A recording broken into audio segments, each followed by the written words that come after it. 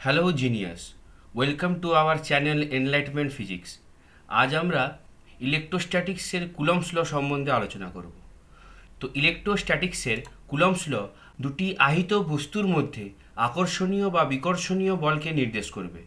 তো আমরা আগেই দেখেছি দুটি সমজাতীয় আধান পরস্পরকে বিকর্ষণ করে এবং দুটি বিপরীত জাতীয় আধান পরস্পরকে আকর্ষণ করে। এই আকর্ষণ এবং বিকর্ষণ বলের মান এবং তাদের দিক কোন দিকে, অর্থাৎ আকর্ষণীয় বা বিকর্ষণীয় বলটা কোন দিক বরাবর কাজ করছে বা ক্রিয়াশীল, তা আমরা কুলম্বের সূত্র দ্বারা দেখতে পাই। অর্থাৎ কুলম্বের সূত্রের দুটি ফর্ম আছে। একটি ফর্মে আমরা দেখতে পাবো যে দুটি আধানের মধ্যে কত মানের বল কাজ করছে, এবং আরেকটি সূত্রের দ্বারা, যাকে আমরা বলবো কুলম্বের সূত্রের ভেক্টর রূপ বা vector form of Coulomb's law, সেখানে দিয়ে আমরা দেখতে পাবো যে ওই যে আকর্ষণীয় বা বিকর্ষণীয় বলটি ঠিক কোন দিক বরাবর কাজ করছে। তো আজকে আমরা চলে যাব দুটি আহিত বস্তুর মধ্যে আকর্ষণীয় বা বিকর্ষণীয় বলের মান নির্দেশ করাতে। তো ধরলাম কি দুটি আহিত বস্তু আছে। একটি আহিত বস্তু ধরলাম Q1 এবং আরেকটি আহিত বস্তু ধরলাম Q2, এবং এই দুটি বস্তুকে স্মল r দূরত্বে রাখা আছে। তো কুলম্বের সূত্র কি বলছে না, কুলম্বের সূত্র বলছে যে এই দুটি আধানের মধ্যে প্রযুক্ত আকর্ষণীয় বা বিকর্ষণীয় বল আধান দুটির মানের গুণফলের সমানুপাতিক এবং তাদের সংযোজক সরলরেখা বরাবর দূরত্বের বর্গের ব্যস্তানুপাতিক। অর্থাৎ কি দেখতে পেলাম, দুটি আধানের মধ্যে প্রযুক্ত কুলম্বীয় বল তাদের আধানের গুণফলের সমানুপাতিক এবং তাদের সংযোজক সরলরেখা বরাবর দূরত্বের বর্গের ব্যস্তানুপাতিক। এখন প্রশ্ন হচ্ছে যে এখানে এই যে কুলম্বীয় বলটা পেলাম সেটা Q1 Q2-র সঙ্গে প্রপোর্শনাল কেন হলো, আর 1/r² সঙ্গে প্রপোর্শনাল কেন হলো, সেটা আমরা একটু দেখে নিই। যদি আমরা একটু ক্লাস 11-এ যাই, সেখানে দেখতে পাবো ক্লাস 11-এর ক্ষেত্রে একটা আমরা বল পড়েছিলাম। সেই বলটির নাম ছিল মহাকর্ষীয় বল। তার মান ছিল Gm1m2/r²। তো একটু খেয়াল করলে আমি প্রথম ভিডিওতেও বলেছিলাম যে এখানে যতগুলি আমরা বল পড়ব সেগুলি প্রত্যেকটি কিন্তু ফিল্ড ফোর্স, অর্থাৎ ক্ষেত্রজনিত বল। মানে এখানে কিন্তু টাচ না করে, দুটি বস্তুর মধ্যে কোনো কন্ট্যাক্ট না হয়ে বলটি প্রযুক্ত হবে। আর এটাও বলেছিলাম যখনই ফিল্ড ফোর্স আসে তখনই তার জন্য দায়ী থাকে কোনো একটি বস্তুর ফান্ডামেন্টাল প্রপার্টি। তাহলে যখন মহাকর্ষীয় বল এসেছিল তখন যেমন তার জন্য কোন ফান্ডামেন্টাল প্রপার্টি দায়ী ছিল, যদি তোমাদের খেয়াল আছে বলেছিলাম যে মহাকর্ষীয় বলের জন্য যে মৌলিক ধর্মটি দায়ী থাকে তার নাম হয় মাস বা ভর। তাহলে সেই ক্ষেত্রে কিন্তু আমরা যে বলটা পেয়েছিলাম সেই বলটা কিন্তু সেই ফান্ডামেন্টাল প্রপার্টির গুণফলের সমানুপাতিক ছিল। ঠিক একইভাবে এই আধানগুলিও কিন্তু টাচ না করে একটি বল প্রযুক্ত করেছে, তাই এটিও একটি ফিল্ড ফোর্স। আর এই ফিল্ড ফোর্সের জন্য কে দায়ী না, এই মৌলিক ধর্ম Q1 Q2, যাকে আমরা আধান বলেছিলাম, সেটি দায়ী। এই ফোর্সের জন্য দায়ী মৌলিক ধর্ম যেমন যেটি হলো আধান, তার গুণফলের সঙ্গে সমানুপাতিক হয়েছে। আর দ্বিতীয় ক্ষেত্রে এই 1/r² কেন, যদি দুটি বস্তুর মধ্যে প্রযুক্ত বল তাদের সংযোজক সরলরেখা, যদি আমরা দুটি বস্তুকে একটি সরলরেখা দিয়ে যুক্ত করি, তাহলে সেই দূরত্ব বরাবর যদি কোনো বল ক্রিয়াশীল হয় তাকে আমরা সেন্ট্রাল ফোর্স বলি। আর সেন্ট্রাল ফোর্স বেশিরভাগ ক্ষেত্রেই 1/r² সঙ্গে প্রপোর্শনাল হয়। তাই এক্ষেত্রেও আমরা কি দেখতে পেলাম, এক্ষেত্রেও আমরা দেখতে পেলাম যে যেহেতু এটি সংযোজক সরলরেখা বরাবর ক্রিয়াশীল হয়েছে, তাই এক্ষেত্রেও কুলম্বীয় বলটি 1/r² সঙ্গে সমানুপাতিক। তাহলে যদি আমরা এই দুটিকে একসঙ্গে লিখি তাহলে দেখি কি দেখতে পাবো। তাহলে এই দুটিকে একসঙ্গে লিখলে লেখা যায় F = K Q1 Q2/r²। অর্থাৎ দুটি বস্তুর মধ্যে ক্রিয়াশীল স্থির তাড়িতে কুলম্বীয় বল আধান দুটির গুণফলের সঙ্গে সমানুপাতিক এবং তাদের সংযোজক সরলরেখা বরাবর দূরত্বের বর্গের ব্যস্তানুপাতিক। এখানে কে হলো একটি ধ্রুবক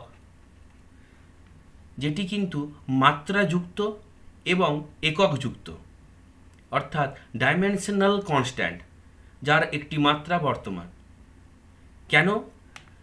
তোমরা যদি একটু ভালো করে লক্ষ্য করো যে এখানে দেখো, যদি আমরা এদিকের পোর্শনটা লক্ষ্য করি, এই দেখো রাইট হ্যান্ড সাইডটা, তাহলে রাইট হ্যান্ড সাইডে যদি আমি লিখি Q1 Q2 by r square, তাহলে এর মাত্রা কত হবে?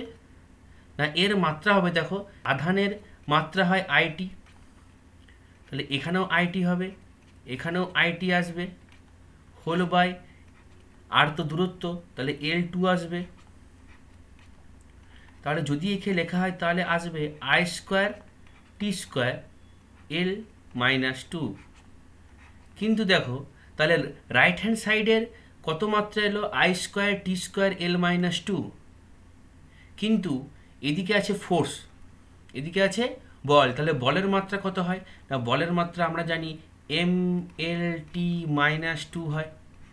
তাহলে এদিকের মাত্রা আর এদিকের মাত্রা সমান নয়, একই নয়।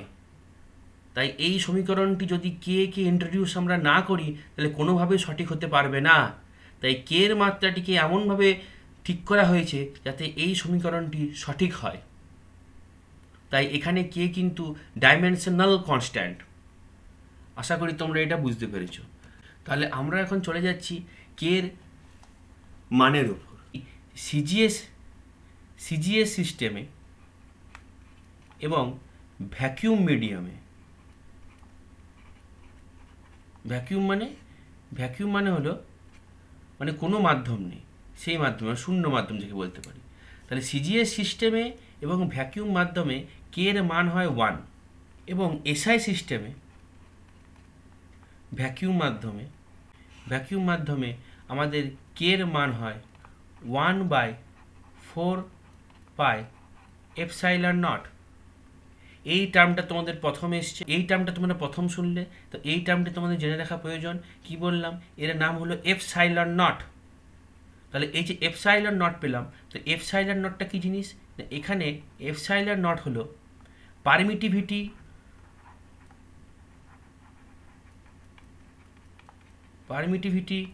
Of free space.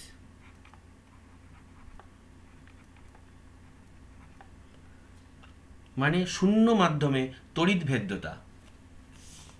তাহলে জিনিসটা কি ঘটছে?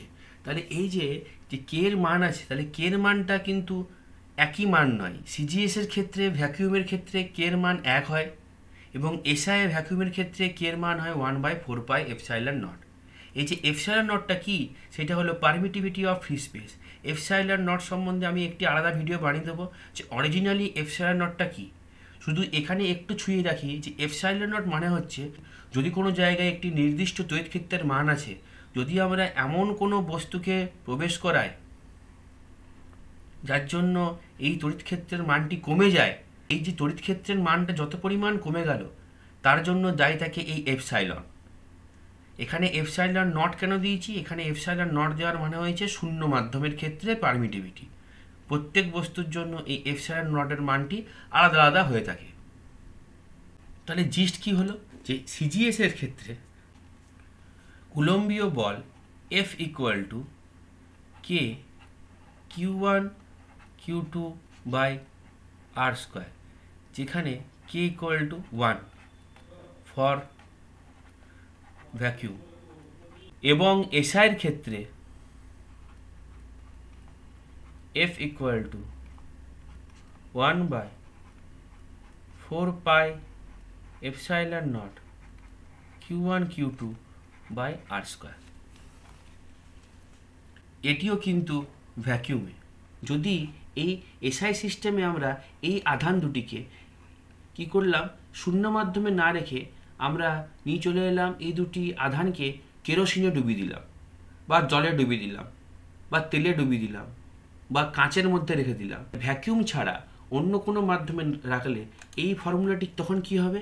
তখন কুলম্বের সূত্রটি হবে 1/4 epsilon Q1 Q2 by r square, যেখানে এই এপসাইলন হলো যে মাধ্যমে রাখা হয়েছে সেই মাধ্যমের তড়িৎভেদ্যতা।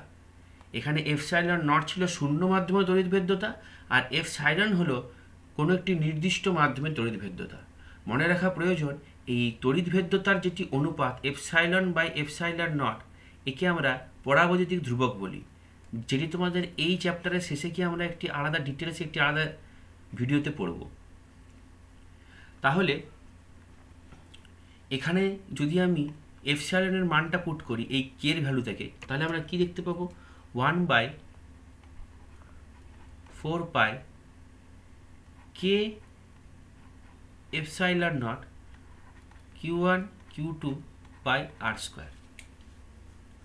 তাহলে মনে রাখা কি প্রয়োজন, তাহলে মনে রাখা প্রয়োজন এখানে কে এর ভ্যালু কিন্তু অলওয়েজ গ্রেটার দেন 1 হয়, কখনোই 1 থেকে কম হওয়া সম্ভব নয়। তাহলে এখানে দেখো যে এখানে কে দিয়ে ভাগ হলে আগের দেখো যে মানটি ছিল, আগে যে ফোর্সের মানটি ছিল এর নাম দিলাম F1। তাহলে এখানে যেটি F পেয়েছি সেটিকে আমি কি লিখতে পারবো, দেখো যে F1 বাই কে, তাই তো লেখা যাবে, তাই না? তাহলে F1 বাই কে লেখা যাবে। তাহলে F1 বাই কে মানে কি, যেহেতু এটা 1 চেয়ে বেশি, তাহলে খেয়াল রাখতে হবে যে F always less than F1 হবে, অর্থাৎ শূন্য মাধ্যমে যে কোনো দুটি আধানের মধ্যে ক্রিয়াশীল বল সর্বাধিক হয় এবং বাকি অন্য কোনো মাধ্যমের ক্ষেত্রে সেই বলটির মান কমতে থাকে। এখন চলে যাব এই এপসাইলনের মান কত হয়। 1/4 পাই এপসাইলন নট এর মান হয়ে থাকে 9 × 10⁹। দেখতে পাচ্ছ এপসাইলন নট আছে, অর্থাৎ শূন্য মাধ্যমে এর মান পাওয়া যায় 9 × 10⁹। আর ইউনিট কি হবে, newton metre square coulomb to the power -2, অর্থাৎ এর একক হয় কত, newton metre square coulomb to the power -2। এই যে এপসাইলন নটের, এই এপসাইলন নটেরও একটি মান আছে। এই এপসাইলন নটের মান কত হয় না, এই এপসাইলন নটের মান হয় 8.85 × 10⁻⁻12 এবং একক হয় coulomb square per newton metre square. একক আবার ফ্যারাড পার মিটারও হয়ে থাকে। কিছু জিনিস মনে রাখা প্রয়োজন, যেমন এই যে কুলম্বের সূত্র আমরা দেখলাম যে F = 1/4 pi epsilon naught Q1 Q2 by r square. এবং মনে রাখা প্রয়োজন, এখানে যদি এই বলের মান মাইনাসে আসে বা প্লাসে আসে, সেটি কিন্তু সেই বলটি আকর্ষণীয় কিনা না নাকি বিকর্ষণীয় তা কিন্তু নির্দেশ করতে পারেন। এখানে Q1 এবং Q2 দুটি আধান আছে, এই দুটি আধান একটি নির্দিষ্ট দূরত্ব আরে আছে। তাহলে এই সূত্রটি এসআই সিস্টেমে প্রযুক্ত হবে। এই যে এবং এই সূত্রে দেখো 1/4 পাই এপসাইলন নট, এটি কিন্তু একটি ধ্রুবক মান। এই দুটি আধানের দূরত্ব যদি একই থাকে তাহলে এখানে আরটিও ধ্রুবক। তো এখানে দেখো তাহলে এই যে এফের এই যে বলটি আছে, এই বলের মানের যে সাইনটি আসবে, অর্থাৎ যে চিহ্নটি আসবে মাইনাস না প্লাস, তা কিন্তু পুরোপুরি নির্ভর করবে এই Q1 এবং Q2 আধানের মানের ওপর। জিনিসটা কেমন একটু বুঝিয়ে বলি। আমি ধরলাম দুটি আধান আছে, একটি ধরলাম -2 কুলম, একটি ধরলাম +4 কুলম। তাহলে যদি এই দুটির মধ্যে প্রযুক্ত বলকে দেখি, আমি এখন অন্যান্য মানগুলি আর লিখছি না, এই দুটি আধানের মধ্যে দূরত্ব ধরলাম r। তাহলে যদি আমি এর ক্ষেত্রে উলম্বের সূত্রটি লিখি তাহলে কি দেখতে পাবো, তাহলে দেখতে পাবো F = 1/4 পাই এপসাইলন নট, দেখো Q1 Q2, তাহলে Q1টা এক্ষেত্রে -2 আর এটি হবে +4 বাই আর স্কোয়ার। এফের যে মান আসবে সেই মানটি কিন্তু নেগেটিভ চিহ্নযুক্ত হবে। যদি সাধারণত কোনো বলের মান যদি নেগেটিভ হয় সেটি হয় আকর্ষণীয়, অ্যাট্রাক্টিভ। আর যদি কোনো বলের মান ধনাত্মক হয় সেটি হয় রিপালসিভ অর্থাৎ বিকর্ষণীয়। তাহলে এক্ষেত্রে দেখো নেগেটিভ এসছে, তাহলে বলটি আকর্ষণীয় হওয়া উচিত। আমি কি করলাম, আমি এখানে প্লাস চার্জকে সরিয়ে দিয়ে -4 কুলম চার্জ রাখলাম। সেক্ষেত্রে এখানে এই সাইনটি পরিবর্তন ঘটবে এবং -4 আসবে। তাহলে মাইনাসে মাইনাসে তাহলে কি এখানে প্লাস হয়ে যাবে, তাহলে তো রিপালসিভ ফোর্স। হ্যাঁ ঠিক আছে, আমরা জানি মাইনাস মাইনাস চার্জ রিপালসিভ করে। এখন যদি এই চারটিকে একই রেখে এই -2 কুলমটিকে +2 কুলম করি, তাহলেও দেখতে পাবো তাহলে এখানে প্লাস আসবে, তাহলে প্লাসে আর মাইনাসে কিন্তু কি হবে, সেই মাইনাস আসবে। অর্থাৎ এই সাইনটি তখন পরিবর্তন হয়ে আবার মোট বলটি মাইনাসে আসবে। আমরা জানি প্লাস মাইনাসে আকর্ষণীয় হয়, তাহলে অ্যাট্রাকটিভ ফোর্স। তাহলে মনে রাখা প্রয়োজন, যদি বলের মানের ক্ষেত্রে আমরা কোনো মাইনাস চিহ্ন যুক্ত পাচ্ছি, যদি কোনো বলের মান মাইনাস চিহ্ন যুক্ত হয়, মানে নেগেটিভ চিহ্ন যুক্ত হয়, তাহলে সেক্ষেত্রে বলটি অ্যাট্রাকটিভ হয়, এবং ধনাত্মক চিহ্ন যুক্ত হলে সেই বলটি রিপালসিভ অর্থাৎ বিকর্ষণীয় হয়। তাহলে আশা করি তোমাদের কুলম্বের সূত্রটা সামান্য হলেও ক্লিয়ার হয়েছে। পরের ভিডিওতে আমরা কুলম্বের সূত্রের সীমাবদ্ধতা এবং ভেক্টর রূপটি দেখব। By genius.